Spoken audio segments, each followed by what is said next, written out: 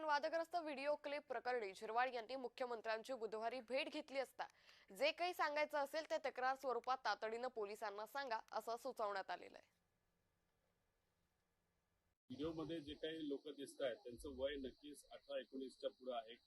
आता याच्यामध्ये त्या महिलेने पोलिसांकडे कंप्लेंट दिली का हे आपल्याला बघावं लागेल आणि पोलिसांकडे जर कंप्लेंट दिली असेल की माझ्यावर जोर जबरदस्ती झाली तर 100% कारवाई ही झाली पाहिजे।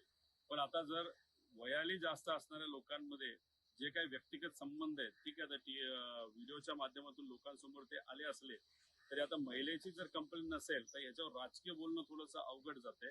पण जर महिलेने कंप्लेंट केली तर झिरवाळांना आपण सोडायचं नाही। नरहरी झिरवळ यांनी मला फोनवर दूरध्वनीवर संपर्क करून असं सांगितलेलं आहे की हा जो व्हिडिओ आहे तो 3-4 व्हिडिओ जोडून चुकीच्या पद्धतीनं तयार केलेला व्हिडिओ आहे आणि त्यामुळे याची चौकशी झाली पाहिजे।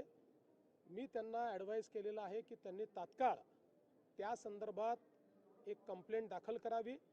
या व्हिडिओची शहानिशा ही करण्यात येईल आणि एकूणच जी काही इमर्जिंग परिस्थिती आहे त्या परिस्थितीवर त्याची सत्यता काय आहे ती पडताळून या ठिकाणी त्यांच्या पक्षाच्या नेत्या सुनेत्राताई पवार आणि आम्ही मिळून योग्य निर्णय